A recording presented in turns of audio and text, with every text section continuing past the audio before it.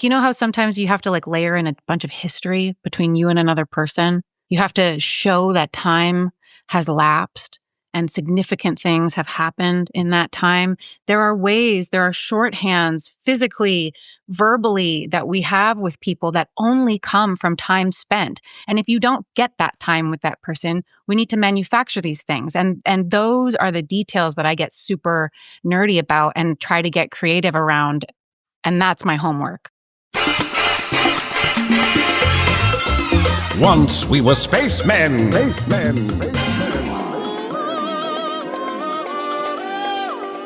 I tend to play weird people, usually aliens and robots and things that don't have romance. I once didn't get a job where they were looking for a Nathan Fillion type. Once we were spacemen.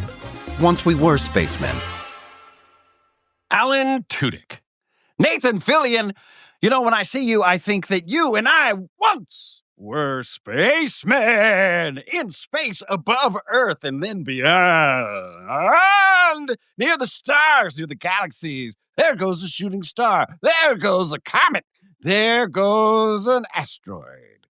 And there you are, sir, a shooting star right here on Earth. Nathan Fillion, how are you, buddy? I'm doing very well. Alan, this is an episode we did where Melissa O'Neill, the lovely Melissa O'Neill, was our guest. But where were you for this one? I don't know. I think I've been busy. As I've said in one of the past ones, I'm a scrapper. But you know what that ends up being? I'm all over the place. A lot of traveling. Little too much traveling. Yeah, you're splitting your time between Los Angeles, Vancouver, and New York right now. Yeah, but there's no job. It's like, what am I doing? It's just weird. And Texas, actually. Texas more and more. This is my mantra right now, and anybody can have this. Nobody chasing me. I'm chasing somebody. I'm in hot pursuit. And I borrow that from Smokey and the Bandit because it is so quotable.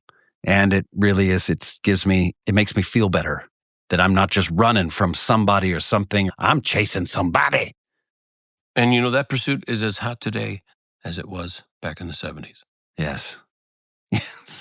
Alan, when I first started out in the industry, I was 22 years old. I was living in New York City. I was the young guy. I was pretty much the youngest in all the circles I traveled in. Everybody else was 5 to more years older. So I was the inexperienced. I was the I don't know what's going on guy. It's no longer that way. It's now I'm the old guy. No, what? I'm the old guy. I'm making pop culture references that these younger folks aren't getting, and all their music sounds the same to me. You know, that's the position I'm finding myself in now. Yeah. But at one point, I was the younger one. Now I'm working with younger actors. What has been your experience working with younger actors? I know you speak very fondly of the young man from Resident Alien. Oh, yeah. He's a young actor. I mean, he was 8 when I first met him, so he was super young. But he could contend with you, Alan. He was always present with you. He was whip crack smart, and he impressed the hell out of you, and he always made you laugh. Yeah, Judah Prain. I always liked Judah. Judah's a cool kid. I also liked our on-screen relationship was contentious. I was in Resident Alien. I wanted to kill the child. I must kill that child. And he was like, bring it on, spaceman. And it was a violent relationship. In the first episode, I think I give him stitches, or maybe it's the second episode. I give him stitches where I'm just giving him unnecessary stitches. He's like, I think I need another one. I'm like, digging in his hand. He's like, that's fine, spaceman. Like he does. So we had a fun relationship. Then there's like older, the girl who played my daughter, Taylor Blackwell. She's cool. I really liked hanging out with her because she liked music. She has her own music. She plays music and she's writing and stuff like that. I really got along with her because we both appreciated similar music, actually. So some young people, have different music tastes, obviously. I'm old too. I'm the same. We are exactly the same age. Actually, I'm a little older than you, which really? Yes, by just a few months. When it comes to you and me hanging out, I'm the young one. There you go, buddy. Oh, right back to where I started. It's cool, kid. Don't sweat it. Enjoy it. Yeah. I'm the same age. It's an interesting thing getting older. Maybe that's a podcast for another day. Here I am. I'm on this show, The Rookie, where the whole auspices of the show is that I'm the old one. Right. Just by virtue of the whole concept, right. Everyone is younger than me. Yes. The oldest guys are still younger than me. And here I am working with, this episode we have as a guest, Melissa O'Neill. Oh, yes. Who is a fellow Canadian, which always makes me proud. I always have a soft spot in my heart for Canadians because I don't know if you know this, Alan, I'm Canadian. Huh. Yeah. Explains a lot. No, of course I knew that. You are from Edmonton, where my wife is from and where Josh Dean is from. We're from I'm blown away by this weird, odd vortex of energy up in the coldest butthole of Canada. Out of respect, maybe butthole's wrong. Buttholes aren't cold. They are in Canada. They are, yeah, especially if you live in Edmonton. Whew! Wind whistles through every tunnel. Anyway, because there's so many talented people come out of that area. Very funny people. She's Canadian. Where in Canada is she from? She's from Calgary. Oh. She's from Calgary. I think she grew up a little more, she certainly worked a little more East Coast, but she's from not far from where I am from in our glorious homeland. Another very, very cold part of very cold. Now, you've come to do The Rookie, and you've had a chance to work with some of the cast with her, but you've never had a chance to work with Melissa. So let me tell you, Melissa is extremely talented, very conscientious. She places a high value on safeguarding everything she's built as a character, as a process, as becoming a good cop, as becoming a good human. Like she safeguards what she has built. She's not just going to let it go willy-nilly. And she's extremely emotionally intelligent. She's outdoorsy. Oh. Yeah. Like super outdoorsy. Calgary's a good place to be from if you're outdoorsy. She loves to camp, that lady. Oh, ugh. I mean, yay. Yeah, right? I'm past that. It's cold but then again, out there. And she's young. Like, yeah, you got to take steps to make sure you don't die when you camp her style. Yeah, that's crazy. It's a lot. And also bears. But listen, we're getting off track. Melissa O'Neill. Yes. You used to make out with her. What? Oh, that's actually, we on the show, that's right, in season 1. Yes. We dated in season 1. That yes. storyline, it didn't work out very well, that storyline. Did not. It was so our characters make much better friends. When Alexi, in his interview that you did with him, said, we made some mistakes in season 1. I wonder if he chalks that up to one. I certainly would. Listen, it was an idea that seemed like a good idea at the time, but no, it just didn't work out. And it wasn't necessary. You didn't need that intrigue, that inner office. Will they find out? Won't they find out? I don't know. That's fair. But if you moved out of that, and she's still in the show, which is great. It wasn't like because she is such a likable character. She's an incredibly my favorite character. Yeah. Thank you. That's very kind. And I think it's one of those things where if you ever get the opportunity to spend a long time portraying a character, you start to inform a little bit. There's a process of discovery where you start to inform a little bit the direction of, and Melissa's character, much like she is extremely emotionally intelligent and very much into, well, let's think this through. And, therapy will tell you. And she's very much like that. Alan, I'll say this. If Melissa O'Neill is the future of Hollywood, Hollywood is in very capable, sensible hands. All right. Well, let's hear it. Bring it. Come on. Ladies and gentlemen, I present to you the lovely and talented Miss Melissa O'Neill.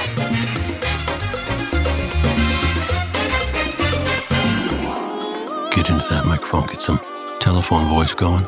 That's what I thought. I mean, I keep trying to do it, but it's not quite getting the effect that I want. I should have done some vocal warm-ups. That would not surprise me if you actually did that. Melissa O'Neill. Nathan Fillion, people's sexiest man alive. Oh, did you see that today? What was it? Wait, what? Well, what is the official title? There was a subheading of criminally sexy. Oh, so yes. I didn't make the sexiest list. There was like a sub list. I like that. Criminally sexy Canadians who have recently, not so recently, acquired citizenship. They had to have, it's a very specific sub list. All right. Melissa, I Googled you. Hold on. Nathan, I need tell me about your podcast. Introduce me. Here's the I just think nobody's going to learn anything particularly poignant during this podcast. I think we should put it as like an actual warning on the podcast that you're probably not going to learn anything Perfect. listening to this today. Okay. However, I think that when people watch television and see people on screen they're clearly friends on screen, I think that there is a want inside that they go, oh, I bet they're friends in real life. And often that's probably not the case. However, sometimes that is actually the case. And I think that fact actually scratches a bit of an itch. I think we are in that category. It's official? Now, Are we friends? I know you. Just now, you just found out. Hollywood secrets. Because we hang out of school. I know. We're going public right now. I love that. Ladies and gentlemen, I actually like to hang out with Melissa outside of work. We actually do things outside of work. But then I Googled you, and then I find out, oh my God, there are things I don't actually know about you. And I've known you for, now we're coming on 8 years. Yeah. That's curious. Almost a decade. It's almost a decade. Yeah, indeed. I don't know what you're about to pull out of your rabbit hat right now. I'm curious. It's probably, it's all stuff you already know. However, I hope so. Let's just start with, you're Canadian. Albertan. Are people surprised? Yeah. What? Are people, as am I, are people surprised to find out you're Canadian? Sometimes, yeah. I think especially because we've been doing the show now for so long and, people know that we shoot in LA. If I throw that out there, they're like, what? Which makes me feel good because it means that I have Americanized my accent to a degree. Yeah. You certainly don't have the accent. I sometimes forget which words Americans find appropriate. Is it process or process? Sorry. I know they don't like that one. Sorry, about. I think I still screw up about out. I think you're supposed to do it with the ow. Yes. It's like stub your toe. That's how I learned. Process. I need to process this. Hang on a second. I forget which ones that Americans won't flinch at. Sure, yeah. But yes, you do. You blend. Thank you. I think you do too. You do well. Your notoriety for your kindness is it's all over the place. So I think that's one of the main ways people identify you as Canadian. Do people find out you're Canadian and go, oh, that makes sense. That's why I like her so much. They do say that. Okay. They do say that. Like that. I don't think people realize that our show is loaded with Canadians. We've also got Sean. Who else? Do we have any other Canadians? Sean? Well, it's you, me, and Sean. And then often we'll get a guest cast member who is, and then sometimes there'll be days where the Canadians outnumber the American cast members. Yeah. That's right.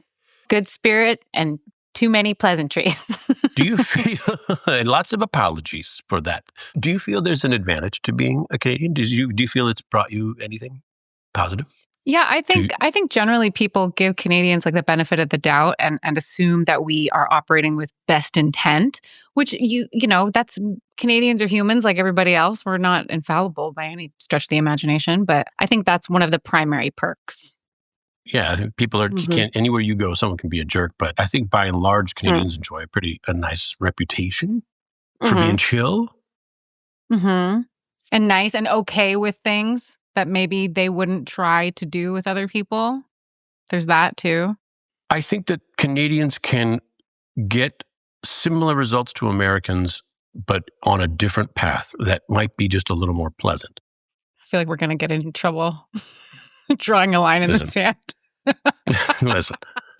The entertainment industry, you can be extremely talented in the entertainment industry and still not get work. I think so much of what we do is based on relationships, how you behave, how you treat people, the bridges you build versus the bridges one can burn. Yes. I have a segue about that, Nathan, if you're open to it. Go. Please, yes. So I feel like you are definitely at a part in your career where a lot of people kind of they reference you because you are the leader on these shows that you've done. You certainly were on Castle. You are our big ship captain now, and you kind of set the tone. It's a top-down type of situation. But where do you think you learned or adopted some of these I wouldn't even say good habits. They're just like excellent ways of being that have people talking about it after the fact. Like, was that something you learned? Was there a mentor that you had, or did you have a My bad parents. experience that made you go, oh, My parents. I well, decided, oh gosh, very early on in my career, I just decided I'm only going to make choices I can be proud of that I could make in front of my mm, parents. You know what whoa. I mean? That's been a guiding light for me. How long ago was that? Do you remember Oh when my you kind of God. made that bond? Mid 90s. That's Mid awesome. 90s. Before the Yeah. before the internet, thank God, too. Yeah, You know? yes. Yeah. Listen, I've still made some doozies. I don't know if you ever heard of MySpace, but Oh yeah. we'll get into social media. But you are Canadian, and something you're very shy about, which I don't know why. You are an excellent singer. So look, you're already shy. You don't even know what I'm talking about. You're an excellent singer. That's something about you too that people don't really I know, can but it's hear true. you blushing right now, by the way. Yeah, you can see me is actually what's going on. I Well, can you I can't can see see it. you, but I can also hear the blood thumping in your face. Uh-huh. Why are you shy about that?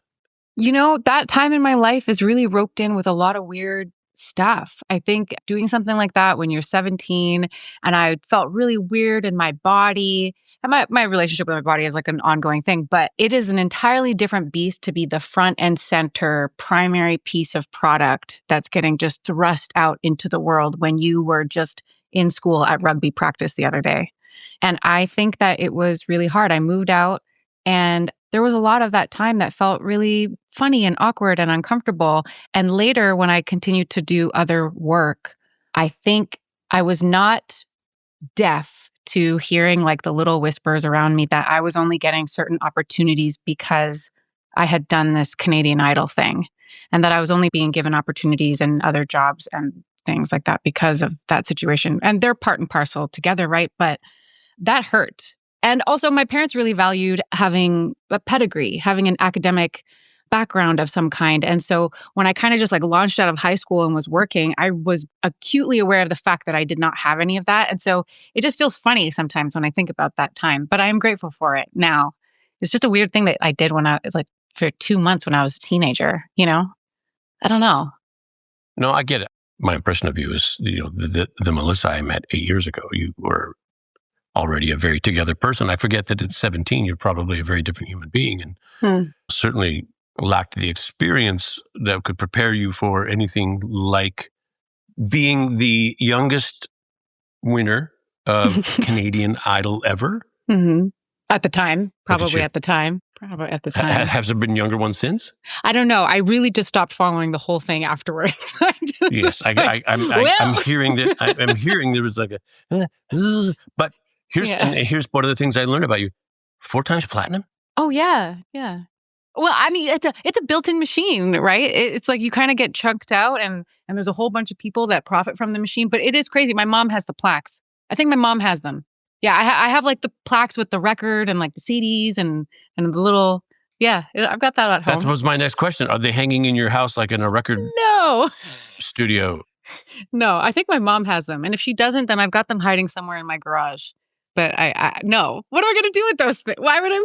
It's like a diploma. You put that stuff up. Otherwise, how's anybody going to know? You know what diploma I actually have that is sitting in front of all my books in my living room. So if people are Tell me. curious, they can see is my level 1 stunt driving course. I'm very proud of that. I have That's that in something. my living room. Okay, that is something I would love the world to know about. Because here's the thing: I know you, I love you, I adore you. I want the world to know some of the things that I know about you. When you started on the Rookie, and you're going to be driving a police car everywhere, you didn't They have a didn't tell driver's me license. that. They didn't tell me that. Did you think maybe, I'm going to Los Angeles? It's a big city. It's really sprawled out across it's a real car culture. I might need to know how to drive. Did that cross your mind? It crossed my mind to the degree that I was like, I'm not going to have that sorted out. So, hey, manager, team, we should probably let them know that I'm going to need a ride to work. I'm going to need to bum a ride to work. Can somebody please come get me? So that was crazy. It's been, I have grown up on this show. I have really grown up on this show in the last 8 years. I drive now. I love driving. I drive all over the place now. But I didn't know before. Let's talk about you did Canadian Idol, and then you started doing a little bit of musical theater. You did a whole bunch of bits of musical theater like that people would know. Jesus Christ Superstar, High School Musical, Dirty Dancing. Was it a supportive community? Why are you laughing? Was it a supportive community? You know what it was? It was my version of school. It really was. And it was kind of just like a fun way to immerse myself in peers and community, but all of them had gone to school. Like they had come up through the system. You know, you go to theater school, or you've been dancing your entire life, or you've been taking singing lessons your entire life, and then you naturally move into that profession. And so I learned a lot from them about how to do that as a gig. But the place that felt like I was in a conservatory was when I was at Stratford Shakespeare Festival. I got hired to be a part of Jesus Christ Superstar there. And the stars of our leading cast, Paul Nolan and Shalina Kennedy, they played Jesus and Mary Magdalene. They were absolute craftsmen, incredible actors who were very, very dedicated and very serious about their work while still knowing how to be good leaders.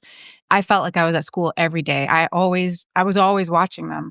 So I really feel like that was a massive foundation for me.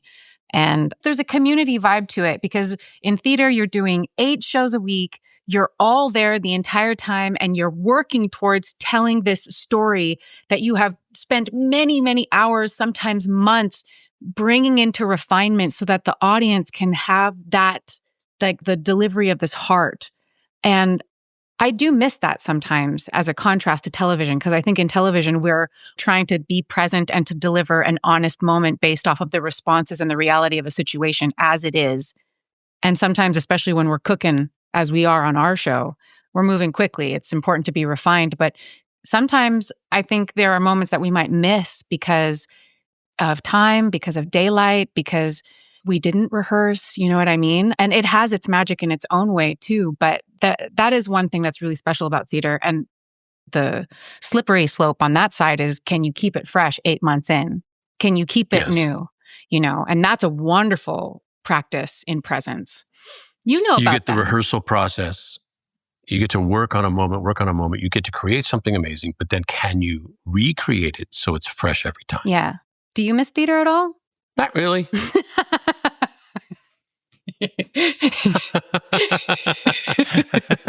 There's things about theater I do a don't little miss. bit. I do a little bit. There is an immediacy that when you do something great, people know it right off the bat. Yeah. Like you know it because there's a visceral reaction. Yeah. And then sometimes you're doing something great and you hear in the audience. And they're not there with you, and you're like, oh well, to hell with these guys. I'm going to do a great job, despite there's a thing with the audience being right there that you can't enjoy or participate in when you're doing film or television. Now, you talk about that being your school, but that's school on the fly. That's actually you're out in front of people. Yeah, no kidding. But that means the stakes are really high. And as someone who is pretty neurodivergent, if you give me urgency and high stakes, I will usually perform better. I'm just going to look up neurodivergent really quickly, see what that means. Neurospicy. Ooh, you have that? Yeah. Is there a show that would ever bring you back to that world, Nathan? I could see, there's a couple of two-hander plays that I could totally see you in. I was invited to do Broadway. Yeah. Would you share what show? I did a movie called Waitress that became a Broadway musical. And when the main cast said, okay, we've done our run and we're going to step down and someone else can take over, they asked me to come and reprise my role from the film on Broadway. Oh my God. And this would have meant singing up against the woman who composed and wrote all the songs for the musical, Sarah Bareilles, the lovely, incredible, and talented, beautiful Sarah Bareilles. Yeah. And I said, no way. Really? Are you kidding You have me? a lovely voice, Nathan. I can carry a tune in a bucket. Listen, Melissa, imagine Joe and Mary Smith from Middle America. They're going to save up their money and go to New York and see a big old Broadway show. It's been our life dreams. And they buy their tickets and they're going to go in and they're going to sit down and they see Nathan Fillion sing and they go, that's Broadway, listen, huh? I'm not gonna blow sunshine up your butt. I think you're being a little hard on yourself. And also, I am not as familiar with the male songs in that show. So there could be some validity to what you're saying. I don't know. But my instinct is that you're being hard on yourself, and the idea of singing opposite Sarah Bareilles certainly sounds intimidating, of course. But super intimidating. Yeah. And also, I can't do harmony because I'll listen to what someone else is singing and I'll just go right into what they're singing instead of trying to sing my part, the harmony part. Like I can't two-track that. We should practice. We'll practice at work. I'll bring some TikToks for us to do. Listen, if anyone's going to teach me, it's you. I've asked a couple of people, I said, can you teach vibrato? And they go, no. That's what they say to me. Why do you want that? They know how to do it. You want vibrato? I just think that that's like the mark of an amazing singer. That's so interesting. Yeah. I'm gonna think about that and try to, because they've tried to work vibrato out of me, because let's say if you're harmonizing with someone, it's better if you have a straight tone, because if you're both vibratoing around a note, how are you really harmonizing? Yeah, it sounds like it's all over the place. Yeah. But you have control over it. I talked to another friend, Isabella Merced, she's wonderful. And yeah. she goes, you can sing with a little bit of it, or like a medium, or like a lot of it. And she can do all these. That's pretty amazing. I said, can you teach that? She goes, I don't think so. But theater, you go from theater and you're learning the craft on the fly. And you go, oh my God, this is what acting is all about. And looks like I'm pretty good at it. What's your first TV gig? What's your first off stage? My first TV gig, I was in the middle of doing Les Mis in New York. So hungry, literally. Just so skinny and hungry and poor. And I was just like, I said to the universe, I'm ready. I'm ready to have a little bit more money. And if you would entrust me with a job that gave me more, I would be so grateful. And I think like a week later, my agent, this was a stranger to me at the time, but the television agent at the theatrical agency that I'm with, Talent House, he reached out and he goes, hey, would you ever consider auditioning for TV? And I said, yeah, sure. And I ended up testing for that. Didn't get it. It was another sci-fi show called Killjoys. And then my next audition was for my first TV job called Dark Matter, where I played... That was your first? That was my first TV job. Yeah, I played a ship captain of a bunch of mercenaries. So this is something I'm learning about you right now, because I've seen Dark Matter. You did? Cool. I swear. Yes, I did. Of course I did. But this is in the beginning when I was like getting to know you. Like, what's this girl all about? Right. I was checking, but I was looking like, what's her pedigree? What does she do? Yeah. And we share a sci-fi past. pedigree. I know. I love it. And I'm shocked that was your first. Okay, so here's the thing. You know how to act, and you're on stage. You're doing your thing. You know, okay, I want to do some TV now. It's a different animal. Completely different. Oh, completely. Who taught you how to act with all the distraction of everything? It's an entirely different thing. You're learning that on the fly as well? Yeah. Not only was I learning it on the fly, I was being like heavily corrected, not in a mean way, but I am me through and through, Nathan. And as you know, but maybe your listeners will not know, is that when I feel like something needs to be said, heaven and hell cannot move me to keep my mouth shut. And that is especially... That's not untrue. That's especially the case with art. And I remember we were shooting it was the space it was our dock, essentially, where we had these time travel pods. And I'm marching into the room, and we had shot the first setup already, and they marked us. And I walked off because we were on a relax while they reframed the shot. And I came back, and my mark was in a very different position, and that it was wrong. It was not my original mark. And I was like, everyone was getting ready, and we were, chasing the light, and I was like, okay, let's go. And they had yelled action. I was like, sorry guys, we have to stop. This is not where I was standing. And they're like, yeah, we know. And I'm like, and you're okay with this? And it was a whole hoop-de-doo, but they had moved my mark, because that's what we do. We move the marks for the cameras, and that's everybody's job. And I didn't understand that was okay, and that I was where I needed to be. Anyways, yes, I had to learn a lot on the fly, but it wasn't too bad. I think acting... Heck no, it wasn't bad. Let me tell you something. If you were to go and watch my first stuff on TV, you'd go, oh, Nathan. I want to. I saw one of your commercials once for, what was that nature commercial? I sent it to you. That was an Alberta forestry video. That was so cool. I just feel that is so epic. You should have that whole thing put on a t-shirt or like a still from it. I think that gives you so much street cred in Alberta, Nathan. I think it's so cool. That was just it was almost like a hosting gig. But if you were to watch my early acting, you'd probably say, oh. Was that on the soaps? That's on the soaps, and they let anything go on TV on the soaps. But, you would make a terrible mistake and say, "Can I go back and do that again?" They'd say, "Nope, it's on TV." because they're in a rush. Right. But That's a hurry. That's fast. I just feel like whenever I've listened to you and whoever else on our show who has also done soaps, it's like that sounds like a real schooling, that environment, like needing to Absolutely. be Listen, ready. by the time I got out of there, I was pretty darn prepared, for that aspect of the job. I was technically proficient by the time I got out of there. I still had a great deal to learn, but there was a learning curve there that I did not see when I was watching Dark Matter. I thought you had something behind you by the time you got there. Oh. So this is something else new I'm learning about you right that's very sweet. I feel like, don't you feel like whenever you watch anything you do, you're just like, God, that's the take they chose? Really wish I hadn't done that. Yes, I think that we are very hypercritical of our own stuff, but the audience is always the last collaborator, and the audience doesn't know your intent and what was going on in your brain and what you were trying to do versus what happened. So the audience has a fresh lens, whereas yours is tainted and cracked and awful. Thank you for your clarity. You got a little smudge of butter on there. Just a schmear. Yeah, I'm still shaking my head. I'm just trying to think, man. To hit the ground running like that. Here's the thing, and this is also true about you, what you just said about coming back thing. This was not where I'm at, Mark. You are very concerned, to this day, very concerned about doing a good job. Tell me I'm wrong. Well, I mean, yeah, I you know what? Talk about things that we've got from our parents. I have a vivid memory. This is where this comes from for me. I have a very vivid memory of my mom. Did you ever go to Calgary at all? I've been to Calgary, yes. Yeah, okay. So my mom used to work in the food court for Sunridge Mall. She used to work in some of the other stores at Sunridge Mall. But when she worked at Subway, I have a vivid memory of coming over to her counter and I wanted her to be done, but I'm looking through the glasses. She's making everybody else's sandwiches. And the bread is cut perfectly. The condiments are spread right to the edge of the bread. The meat is folded perfectly and symmetrically across the sandwich. And I just remember thinking that if my mom can be epic at making somebody's Subway sandwiches over and over and over again, pretty much nobody has an excuse to just not do whatever it is that they're given the opportunity to do and do it well.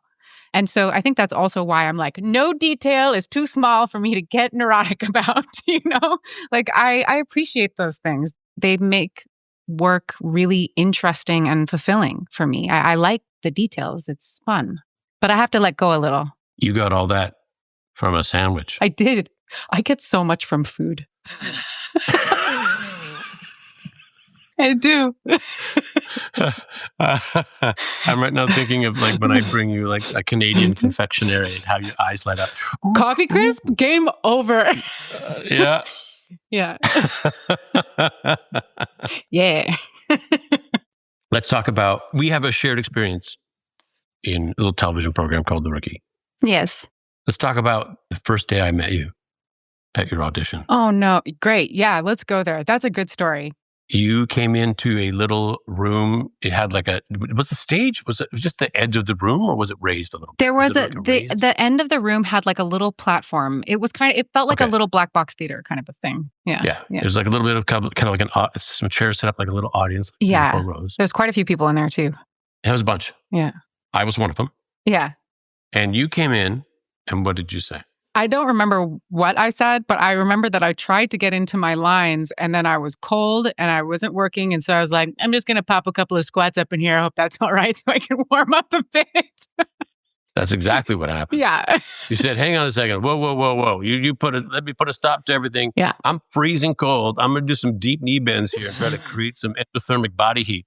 Yeah. And I'll share a secret with you. When I first came out to LA, I had a couple of jobs that were really great. And then I thought, I'm on a rocket. Everything's going to be great. And I was unemployed for a little over a year. Oh, dang. And it was terrifying. And I was auditioning constantly. And I was terrible at it. Mm. It's a skill. It's a different skill. It is a skill. I got to a point where I said, I just want to leave the room with my dignity. Mm. And that became my goal. So that's how low I was. But one of the things I discovered to do that was, hey man, I just got to be a professional and what's within my power to control, I have to control it. And if there's something going on that's wrong, I'm going to take control and I'm not going to be apologetic about it. I'm just going to, it took me years to get to that point.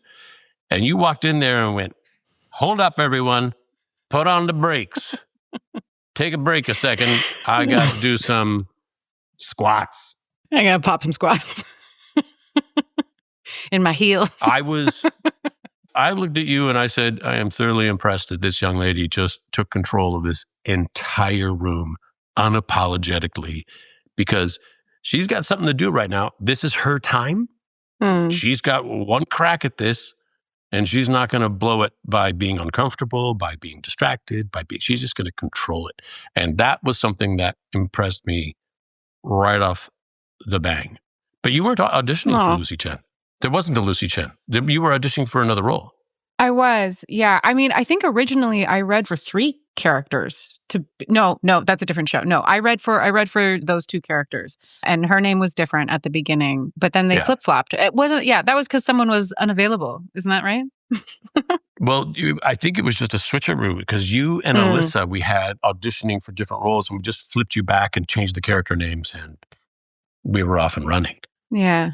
That was so special. That was a really great chemistry read. And you were very generous that day. I remember like, I can't imagine that it's easy to like rotate a bunch of people through like the same moment, you know? And you were very generous that day, and I was very grateful.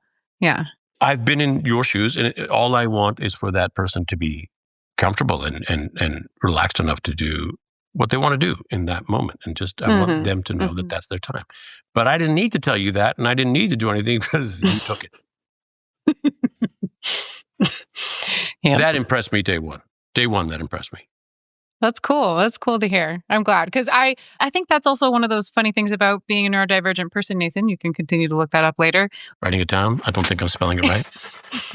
Our risk assessment is just a little bit different, you know? And so me needing to pop a bunch of squats in front of a bunch of people who are deciding whether or not I'm the right fit for a job didn't exactly clock to me in that moment that it would be maybe totally weird, until much later when my nervous system had a moment to like think about it. And I was like, oh, that was awkward. I don't think it was awkward. I don't think that was awkward at all. Again, to me, that was, this girl has already mastered what took me years to get a hold of, which was, if it's in your control, control it. Yeah. Take care of business. Yeah, that was, again, wildly impressed. I can also see how, looking back, you'd go, I bet not a lot of girls did squats on that little stage. Yeah. While the entire room is just shrouded in darkness. I'm just like, and I'm just going to squat. This is fine. Just don't worry. Look at your phones. We're good. Yeah. What were your first impressions of being on The Rookie? You'd done Dark Matter. You did other shows after Dark Matter? I did. Yeah. I think I did a couple, but basically like when I finished Dark Matter, we had 3 months off, and I guested, I think it was like three or 4 months off, and we guested on a few other shows, I think 3. And then pilot season came around, and we found out that we weren't going again for the show, which was very sad. And then and this was the first pilot I auditioned for. It was bonkers. But everyone was so excited about the script. They were so nerdy about it. They being my team. And also, I should say that my now manager, he was like, okay, Dark Matter's not going. Let's move you down to LA. I was like, I'm not moving to LA unless I have a job. I'm not going to go chase like the LA thing. Like, unless I have a job, why would I move? That's crazy. And then within a month, like I'd booked this. I was like, well, I guess I'm moving. It looks like I'm moving. Better learn how to drive. Yeah, pretty much. Yeah, but my first impressions on the show, I guess, God, it felt so big. I mean, there were so many novel experiences happening at that time. And yet, I also felt like a familiarity because I was coming from an environment where I was handling weapons and gear every day, you know? So there was also that part of it that I was like, oh, this is interesting. So I'm an actor who seems to get jobs where I'm handling guns a lot. And that's cool because I like it. There's a very athletic quality to that, which is very fulfilling. But it felt like being on a movie. We were really ambitious for that pilot, and we're still ambitious to this day. It felt very much like being on, and I've never done a movie, so it was like my only reference point. I was like, wow, like we're shutting down Hollywood Boulevard, and it was just like a whole thing. It was crazy. Yeah, it was big scale, large scale. Yeah. Yeah, even for me. Yeah. And we had Chick Daniel and Bob Wu, our police consultants. Yes. Who would come and train us. It was so fun. This is how to do it. This is how not to do it. This is why we do it this way. They tell you creepy story about how something happened. So now you do like this. And so we were learning on the show and we were learning behind the scenes all the time. That we have those consultants available to us whenever we need them, whenever there's something going down. And here's something I've learned about you. You are, again, you get shy every time you sense a compliment coming. Two can play this game, Nathan. We can love up on each other this whole podcast if you want. Okay, I'm listening. Again, you're very concerned about doing a good job, and I'm going to refer you to a point where we had a scene where we were getting our equipment bags. This was early on in the show. We're getting our equipment bags from the equipment room, and the director had you walk in and take your own equipment bags and put them down. You went, oh. And your usually lovely countenance becomes very terse and concerned, and you have a kind of a, okay, wait, hang on a second. Nathan, I don't know if you think this is, this isn't right. Yeah. This isn't right. I don't think we can't get our own equipment. That's not how, we have to sign up. There has to be someone here. We have to sign. It's like you. Oh, that's so true. And now it's like a standard thing on our show. Wait, is that when that started? I don't even remember that. You absolutely, but we were doing something for camera movement and trying to make something fun. And I said, you know what? You're absolutely right. I said, why don't we get somebody to hand it to us? We'll just change that so that person can be your camera move, and then we'll be here. Yeah, that's right. But frankly, we should not be getting our own. We're not allowed in there. No. They have the equipment. They sign it out to us. Now we have it. It's not free for all. It's you wanted to safeguard the process. Yeah. To safeguard how we looked as police officers. I think you are concerned, and as am I, with how we present policing. Yeah. And you know what? I really do want to give you some love on this note, Nathan, because it is very easy, especially as like a new person in LA and somebody that nobody else is aware of. There's just like, who's this young actress who's like always getting uppity about everything? You've always given me the time of day and heard me out when I have something to say and give me really, really wonderful feedback. And sometimes if you feel that I do have a good point, like you help me to elevate it and to have other people take it seriously.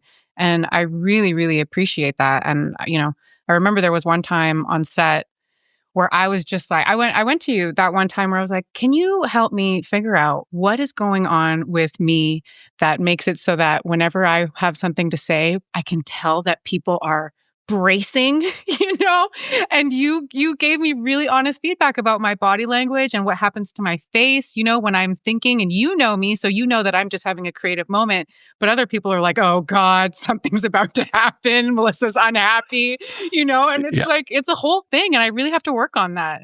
That's funny. I do remember that conversation. Yeah. Yeah. Because you would kind of say, here it comes with your whole body. I was like, yeah, I didn't mean to. This is what I do. Yeah. I do need to work on that. But here's the thing. But I also remember saying to you, Melissa, you're not wrong. Mm. When you have an opinion about something, try to count the times you've been wrong about something. You're not wrong. You're always right.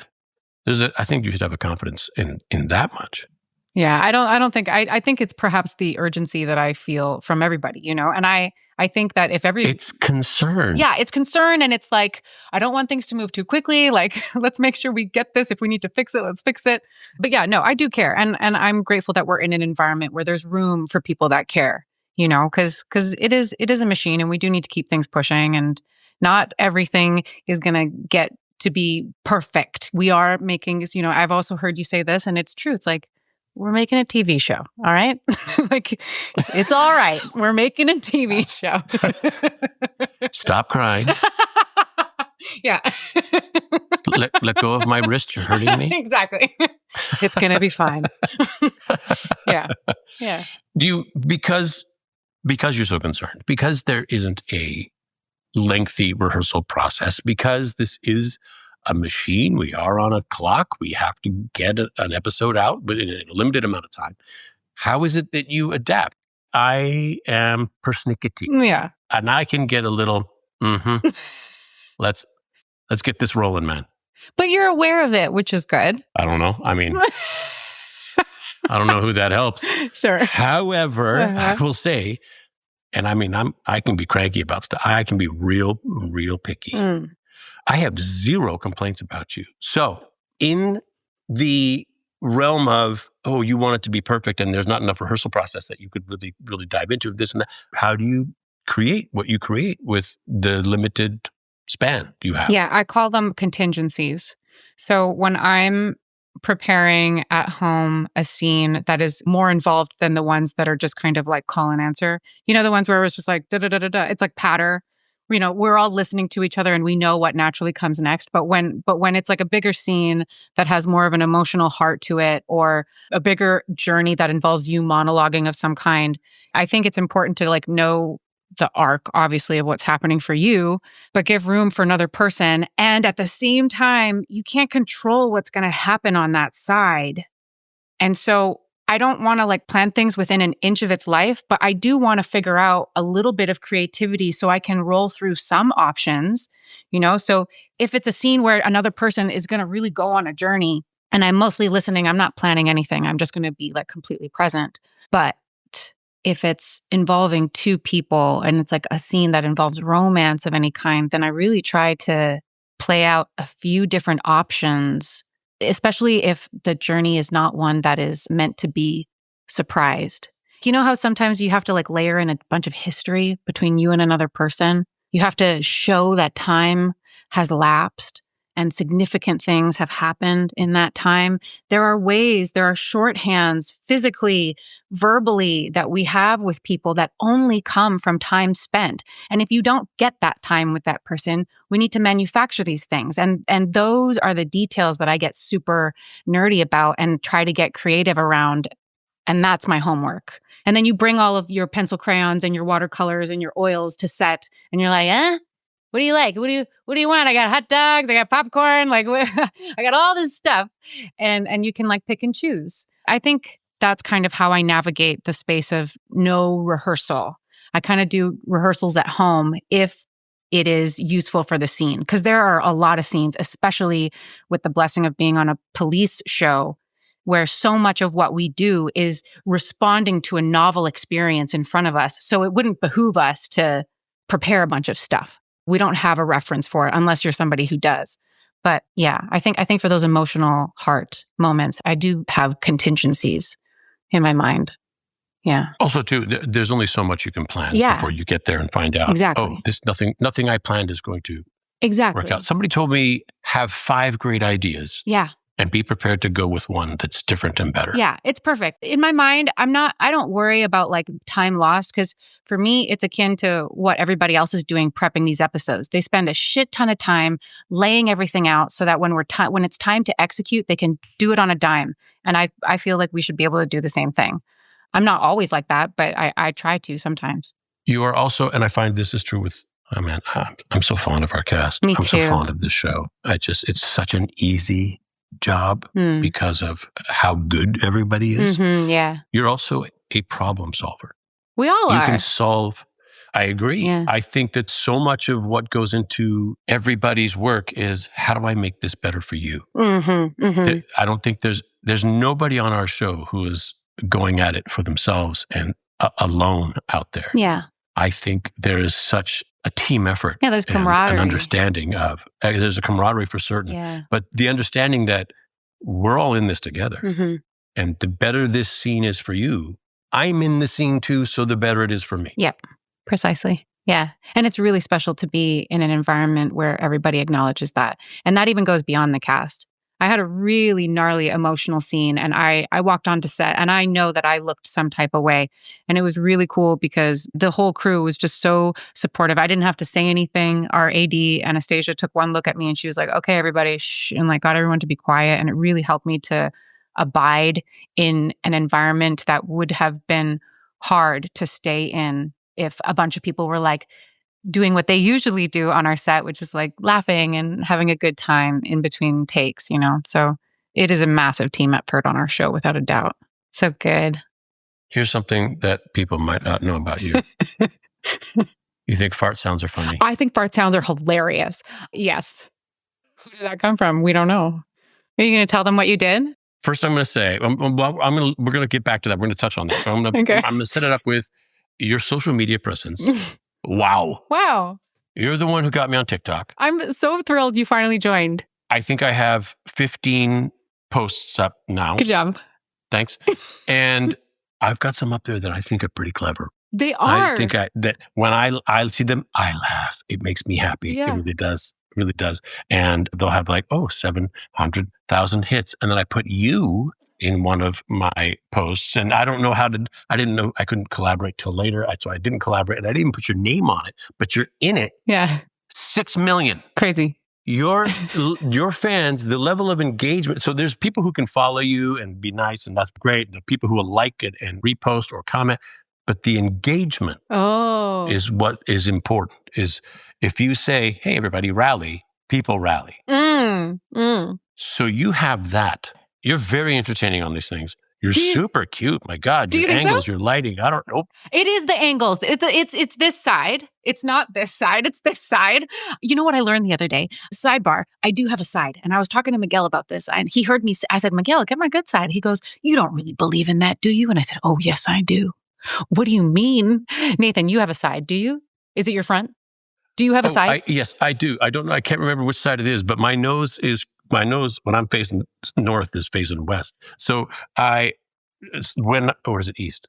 But when it's east. It's east. It's my dad's, it's a crooked nose. So from one angle, it looks like, hey, that's quite a nice schnoz he's got. And the other angle, it's like, what happened to his face?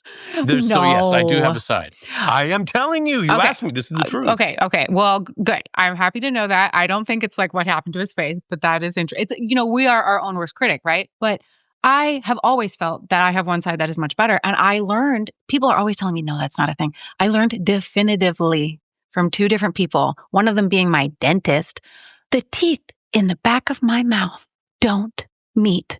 And so I am lacking muscular fitness on the right side of my face. Are you crying? Are you crying right now? No, but I was like, you look like you're crying. Don't cry. I was like, what are you talking about? And so I think what I'm trying to do now is like chew really good with the right side, even though those teeth don't come together. So I can kind of do bicep curls on my right cheek. You see? I see you doing it now. Is it better? I would not have noticed it until now. I can't look away. I shouldn't have even pointed it out. Anyways, thanks for thinking I'm cute. I always choose my cute side for my TikToks.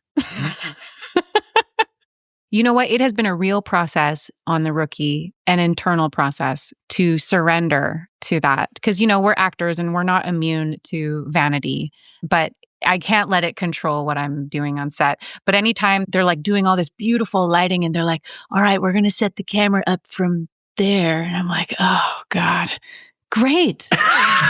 Great. I love it. And you know what's the worst is that Eric knows I have a side and he is merciless. He will always just pick the other side so that I have to be on my bad side. It's the worst.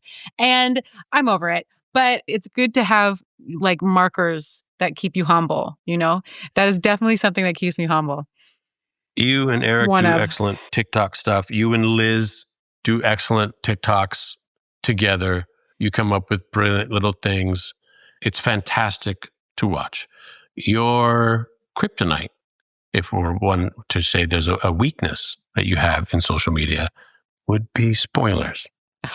This is the story. Now we're getting back to you think fart sounds are funny. And I had a little fart machine and I would put it in my pocket and I would give you the remote and I would make a face and to cue the farts. Yeah. And you thought that was very entertaining. And you laugh so hard, sometimes you wheeze a little bit. Yes. I mean, even on this podcast so far, I've been doing a lot of wheezing. And while we were doing this, you realized you posted something and you felt so awful and you had taken it down, but it was too late. Yeah. 58,000 people saw it. Yeah. And you were very concerned. You were beside yourself and you're like, oh my God, I'm going to have to call Alexi, our incredible boss. Again. What am I going to do? Again, because we just talked about this last week. He just told me to stop. An event.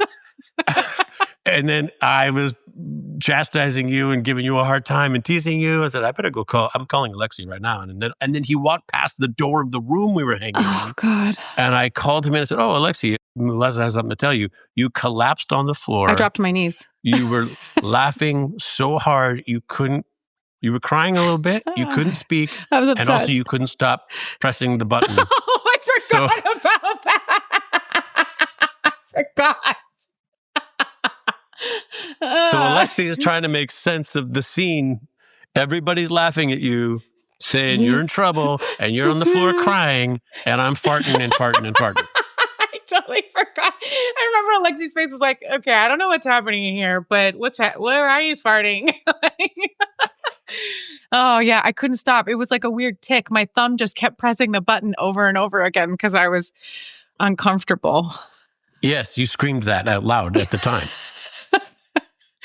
Oh, God. Yeah, I've gotten better. I mean, I have some crazy spoilers in my drafts that I'm not posting. It's going to make incredible content when these episodes air. But man, yeah, that I haven't done so well this season. I'm just trying to keep the buzz going. We're on a really long hiatus, so it's like.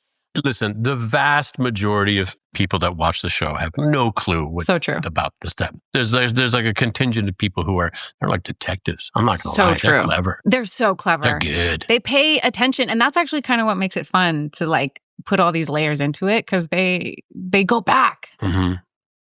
What challenges you on The Rookie? Because you're very good at your job. You are a problem solver. You make life easy. I have no complaints. On screen, off screen. What challenges you? What do you find difficult? I think the thing that is the most challenging for me is I have a lot of opinions. And this isn't to say that it's like a challenge I don't enjoy, but I think it's challenging to learn how to collaborate and to express an opinion, especially if it's a divergent one from whatever is currently being presented, and to find a way to collaborate that feels joyful. I think something that I'm learning as we are putting more time under our belts on this show is like, if you have seniority, people can feel like either A, they shouldn't collaborate with you because you'll know what to do, that there's no room for their vision, or that your voice should trump it, or that they shouldn't listen to you at all because of maybe an overly familiar sense of self in that environment. And so finessing all of the different types of personalities and the ways that people collaborate or shy away from it or lean too deeply into it, it feels like this perpetual dance of sensitivity and attunement to not only the process, but the person to whom you're trying to communicate, whether that's your scene partner, the director, the writer, or sometimes the showrunner. I think there are times where I'm like this in my life too. So of course I'm doing it professionally as well, but sometimes like I'm really specific about semantics and how we're saying things, Yes, you're saying something, but how are you saying it? That's important. And because the character that I'm playing we've established that she has a certain degree of emotional intelligence, that's an aspect of her character that I sometimes get protective about. And like, how are we saying this? And I'm aware that having an actor appear and be like, hey, so, because typically, and there's nothing wrong with this, the gig is, as the actor, make it work. This is your script. Make it work. Figure it out. And I do agree with that. And then sometimes I don't. And I try to push my luck a little. So that's the challenge, I would say. I would hazard to say that the extent of the emotional intelligence of Lucy Chen wasn't there on the page in the beginning of the show. I think that's something that you brought, where an actor comes and starts filling in the spaces with these things, the bits between the lines, and begins to shape the character. The evolution we've had nearly a decade for these characters to evolve. Unheard of. Done a lot of crazy, right? Yeah. It's not often that happens. Yeah. I don't often talk about acting with actors and process and stuff like that, but I'm really enjoying the fact that you're describing these experiences and your process in words I can understand. Do you have a secret? Again, it's not a secret. How do you play chemistry? Again, we're under the gun. You got to do it right now. Okay, and not right now. You're going to be chemistry and go. Boom. You're very good at playing chemistry. What is the key? It's funny because why was I thinking about that the other day? I was reflecting how I know somebody else who does that. I mean, obviously you do too, but it's like, there's like a thing that turns on behind the eyeballs, It's not something out here. It's the thing that turns on behind the eyeballs. Right now, it's making me think of my tea service, actually, because there's this is a weird segue, but at the beginning of tea, there's a moment, and it happens in silence, where you meet the eyes and you greet them with warmth, as if to say, like, hello, welcome, and have a nice tea sit. And that's a very fundamental part of the practice, like greeting the other person with sincerity and presence. And I do believe that a lot of the time, that's not happening. We have moments with each other in passing, but to like truly be fully present with another person, it's very intimate to gaze at another person with affection.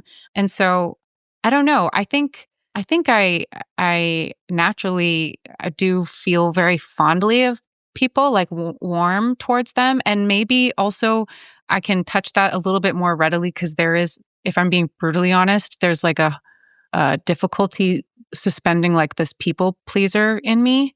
Like I definitely have this thing in me that's like, I like you. Do you like me? I like you. Are we good? Are you happy? I'm happy. I know this look. I know this look. I see you doing it now. Yeah, I know this look. right. And so I think like maybe a little flavor of that, if I'm being brutally honest, and then like a tinge of like just even the thought of like, you want to kiss? Seems like a little pause before you. You just, I don't know. Just a little bit. Yeah. Okay, moving away from the rookie now. I've hung out with you IRL. That's what the kids call it. Yeah. We've had full on adventures. We've had some epic ones. We've gone to Disneyland. Yes. That was cool. That was my first time at Disneyland. What? Yeah, it was my place on earth. Yeah, it was my first time, and it was so like first class. It was epic. It was wonderful. It was. What a great experience. Yeah. We've gone to the Apex Project, That was so cool. the Wolf Sanctuary. Yes. Love that place. That was pretty amazing. That's pretty neat to connect with those animals. Incredible. And I did not know, and I don't know if this is private, I'm sure you guys can cut it out, but I didn't realize that you and your team are like in full sponsorship with the Alpha there. And that's so cool. You guys are amazing. Yeah, there's something really wonderful about connecting with an animal. It feels really special when you sit down and one comes over to you and sits with you and licks your face and just lays down next to you and just you feel something. It's just because it's not a pet. You feel seen, like truly seen, because they are not obliged to. They're not interested in pleasing you, unlike a dog. It is of their own sovereign free will whether or not they want to look at you, let alone be near you for an extended period of time. It feels really special. I'm taking my family for New Year's Day, actually. That's how we will have our first day of 2026. Oh, that's epic. That's really wonderful. Yeah, I'm excited. I love looking at those animals saying, wow, I could just imagine this thing tearing a deer apart. Yeah. Like, strong. It's a predator. Yeah, very much so. How many more years will you do the rookie? You know the answer to this. You said, I will Grey's Anatomy this bitch. Until the wheels fall. No, listen, I will be here as long as I will be had. And so I will be here for as long as I'm welcome. And it tells a good story. My dream, my plan, not that I'm in control of it, is to do this as long as I'm able. And then have some kind of form of soft retirement and hand it off to you. Oh, you say that to every like nice girl that's sitting with you, Nathan. I turned 55 in March. I was in my 40s when this show started. You mean when you guys originally started? Yeah. When we originally started this show, I was in my 40s, and I am now mid 50s. I hope I turn 60 on this program. I can see that possibility. Hell yeah. I don't see 65 or 70. I honestly don't. But I do see the show continuing without me, and I see it continuing in your capable hands. Oh, that means a lot to me coming from you, Nathan. You said something earlier about, it comes from the top, and then, this and that, and blah, blah. Blah, blah, blah.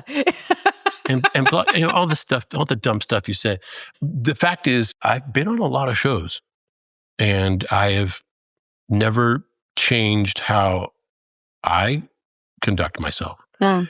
And I've been in difficult cultures, toxic ones. Mm. It's not always up to me. I think it does start at the top. I think the top is Alexi. I also strongly believe it takes a village. Mm-hmm. And I, for one, am extremely grateful and feel very fortunate to be a part of our little village that we have going on. Mm-hmm. Yeah, me too. I can't thank you enough for doing this with me. I'm sad that Alan wasn't able to be here. He's very entertaining. Yeah, I'm really excited. I'm so glad you guys are finally doing this. I know you've been talking about it for a while. Congratulations on finally getting it going. Thank you very much. Anything you wanted to add that you didn't get a chance to? Do you wanted to sing a little bit for us today? Oh my God. Oh, okay. Wait, just so I get it proper and correct. What's the name of the podcast? Once We Were Spacemen. Once We Were Spacemen. Okay, so should we jingle impromptu harmony? Ready? 5, 6, 7, 8. Once we were spacemen. Not bad. I'm sorry I didn't sustain. I wasn't ready because I was so shocked that it was so good. That's probably what everyone out there is thinking right now.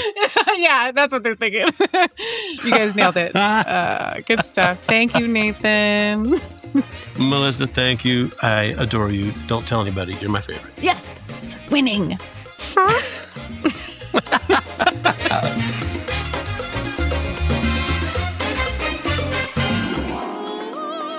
Oh my God, that was amazing. I'm glad you enjoyed that, Alan. This is the number 2 episode that you weren't able to attend. And again, I'm pressing you now. You gotta do my own. You gotta do your own episode, man. Wow. Here's something I think, a reason why I think you'd be great at it, because Alan, you are charming. And you are charming because not only are you interesting, but you are also interested. Okay, I'm hearing I need to find somebody that I'm interested in. This is good. That's a good start. That's a good. I'll put that in my criteria. Hello, and thank you for listening. This is Nathan Fillion. Now is the part where I read aloud the credits for our show in my best telephone voice. So, put on some headphones, lay back, and relax, because this is our time. If you haven't yet, you can always head over to our Patreon to get bonus content, longer episodes, and a chance to get your hands on some incredible crap. If you loved the show, please leave us a review and feel free to tell all your friends. If you didn't love the show, now is the time for quiet contemplation. Once We Were Spacemen is a Collision 33 production. Some of the names I will mention are my favorite people in the world, and some of them have room for improvement. You know who you are. If you hear your name being read, please stand up. This show is produced by Siobhan Homan, Michelle Chapman, and Josh Levy of Collision 33. We are edited, mixed, and produced by Resonate Recordings, with special thanks to Courtney Blomquist and Adam Townsell. Our theme music is done by Carlos Sosa and Joshua Moore. Artwork by the incredible and incomparable Louis Jensen. But I'm going to tell you right now, I think he fakes his accent. Until next time. Okay, I don't know what's happening in here, but where are you farting?